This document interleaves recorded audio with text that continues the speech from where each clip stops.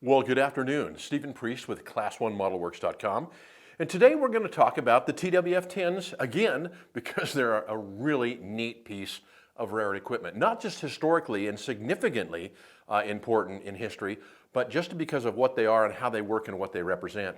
These cars were kind of the heavy lifters, the heavy lifting backbone, if you will, of the intermodal world. These cars would carry up to 35% more tear, in other words weight, 35% more weight than a standard conventional 5-pack car, because obviously they're a standalone car, so they're not sharing an articulated or a shared truck. And then they have a very unique suspension system. And we're going to talk about that suspension system today because Trailer Train experimented with these cars and experimented with the suspension on the cars. And that is where part of the fascinating story is. So if you're like me and you spent quite a bit of time out watching trains, you'll notice there's something different about these cars. And I'd say unique, different, unique, same thing. And that is the fact that the trucks are semi-hidden underneath skirting. And that gives them a fascinating appearance because it changes the overall look of the cars. And this is really the only car that Trailer Train ever had that they did this to. So these are highly unique cars. There's nothing else in the fleet. Now there's other cars in the fleet that are thrall built that have the ribs all along the car frame, the car side. So you'll see that, but the uniqueness of these cars happens over the trucks on both ends. And that's what we're going to concentrate on today and talk about a little bit because it's really cool stuff. All right, so let's talk about those trucks and that skirting. So in a typical freight car, what you have is you have a bolster and you have a center sill. So on both ends of your center sill are mounted couplers, and the center sill runs all the way through the car, and the trucks themselves are mounted on a center plate that's on the bolster. So what happens is if you guys know, because you're model railroaders, where you screw the trucks onto your car on the bottom side, that is basically where the bolster is, the center plate of the car, and that's where in most freight cars the vast majority of the weight of the car is transferred from the car body itself to the trucks and then down to the railhead. Okay, that makes sense. We're familiar with that concept. These cars don't do that. These cars, what they do is they actually have a support mechanism that takes the weight of the car, divides it into 8 locations, and then transfers that load down from the car body through the 8 locations to the railhead. The 8 locations are 4 per end, right above the trucks on each end. And so 4 here, 8, for those of you that are good at that math thing. And the interesting thing is that is why all of this end of these cars has been made structural. In other words, it's basically a beam. Because what happens, instead of carrying the weight through the center sill, we're going to carry the weight in all 4 corners of the car on each end. The weight, or the springiness, so our suspension of the train, is carried out via 2 very large leaf spring groups mounted directly over the wheel sets in the truck. So they're on the center line with the wheel sets on the truck. This diagram clearly shows how those leaf springs interact with the truck. The trucks basically are very similar to what happens in a pickup truck, where you have a rear axle, and that rear axle has a set of leaf springs that sit above it, and the leaf springs then deliver or transfer the weight of the vehicle down to the ground through the axle. So the weight of the bed of the truck sits on the leaf springs. In the center of the leaf springs is the axle, and then the axle delivers that weight to the ground. Very similar in a freight car, except instead of having a single axle like a pickup truck, you've got 2 axles in a truck. So this animation shows, and this was part of our design process when we were designing the car, you can see the wireframe modeling, and you can see how complex the design work actually is. This 3D model, this 3D rendering, shows clearly, you can see through the car body into the leaf springs and into the truck side frames, the truck itself. So you can kind of see how these things are juxtaposed one to another to provide the support for the car. And this engineering was a remarkable thing. It also had some Achilles heels. So the challenge or the problem that Trailer Train had, as their Trailer Train engineering team had, from my understanding, from talking with Jim Panza and several other people that worked on these cars and designed these cars, the concept was very sound, and the cars are still out there, a few of them, right, even today as we speak, as far as I know, are a very sound concept and design. They didn't have derailment problems with the cars, they didn't have rail rolling problems with the cars, and they were very, very stable.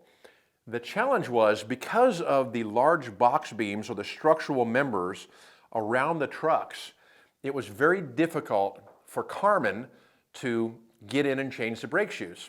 So let me explain the whole brake shoe process. I'm sure everybody out there, almost everybody I'm talking to, has an automobile.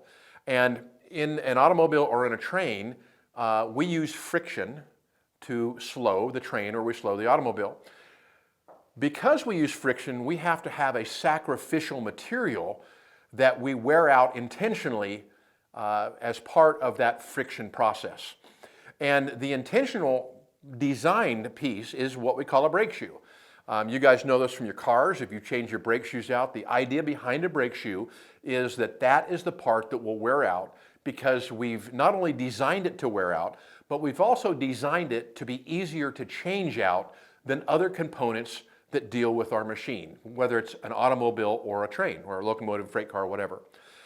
So these cars suffered from having the unfortunate design of having very low side sills, which made it very difficult for men to climb in and change out the brake shoes. In other words, the trucks are not easy to access. So let's talk a little bit about brake shoes and brake changing out, just as an educational thing for you modelers out there that want to have a more realistic model railroad. So part of a inspection, trains have to be inspected every 3,000 miles, or there's different inspection intervals. But anytime you see a train, it's been inspected within a day or a day and a half of itself when you see it, because this stuff is very large, and obviously if failures are very catastrophic. So the FRA and the railroads themselves require that this equipment is constantly inspected. They look for bent grab irons, broken pieces of metal, chains hanging off, anything like that. But they also go in and they measure the wheels, the steel on the wheels, to make sure that the tread is not too thin. They measure the flanges, which is the little part, the little hook that keeps the car on the rail. And they also look at, imagine that, brake shoes. So part of the process is the carman will drive alongside the train when it comes into the yard and is being inspected. They'll blue flag the train. The carman will drive along both sides of the car in generally a Kubota or a little Gator, a John Deere Gator or something like that, a four-wheeler. They've got all kinds of supplies in the back, including new brake shoes, brake shoe wrenches, and all kinds of stuff. I forget what they actually call it, brake shoe bar, I think is what they call it. And they can change brake shoes out relatively quickly. They just pop the old ones out with the bar, take the new ones, tap them on, and they're done. Unlike an automobile where you have to take your tire off and do some other things, the brake shoes on freight cars are made to change out really, really easily and really quickly, except on these cars. And that turned out to be probably one of the Achilles heels that caused these cars to be retired a little earlier. Although, like I said, they're still out there running and they're an excellent car. So they were built in 1991, and of course it's 2023, so they've had a pretty good service life. So I talked to Carmen, and it's interesting because as we brought these cars out and put them on the market, you know, there's a lot of prototype railroaders that are also model railroaders, and they see things like this and they go, oh yeah, man, I've changed the brake shoes out on that, or I've worked on these cars in the past. So what we end up with is we end up getting letters from people, Carmen, people that do inspections, people that run the RIP tracks, the repair in place tracks at the various yards around the United States. And the general consensus generally is when they talk about these cars is, man, those are a really neat model, but oh my gosh, I hated working on the prototype. And in talking with a lot of people with Trailer Train, these cars would often be bad ordered because what would happen is the brake shoes wouldn't get changed out on them, and the brake beams, which are the part of the car that the brake shoes are mounted to, just like on your car, if you've ever burned clear through your brake shoes on your automobile, you can do the same thing on a prototype railroad car. And they've literally burned through the brakes, the brake backing clear into the brake beam itself, and then they have to change the brake beam and the shoes out. So fantastic car, really a neat piece of historical intermodal history. Great models, fantastic models. We're very happy with the way they turned out. And I hope you enjoy the backstory and understanding a little more why we chose to do this car, why they were unique. Unique but fairly common, especially on certain mainline intermodal corridors, such as the Santa Fe mainline corridor and other railroads. We have photographs of those that have been sent in from a lot of people, and they ran on a lot of corridors, the mainline intermodal corridors. So if you like these cars, like what you've seen, appreciate the history, and what a really cool, unique looking piece of railroad stock on your railroad that also, by the way, runs very well, you can purchase these at class1modelworks.com today. And there's 3 variations. We have an as delivered, an intermediate, and then a late version. Now these cars you see in front of me here are actually weathered. I've actually weathered these. I've gone in and added, some airbrush work to them and some chalk work. The cars as you get them will look brand new, with the exception of the late, which is going to have some patchwork on it, some swatch work on it, and the new Progress, the TTX Progress logo. Available today, class1modelworks.com.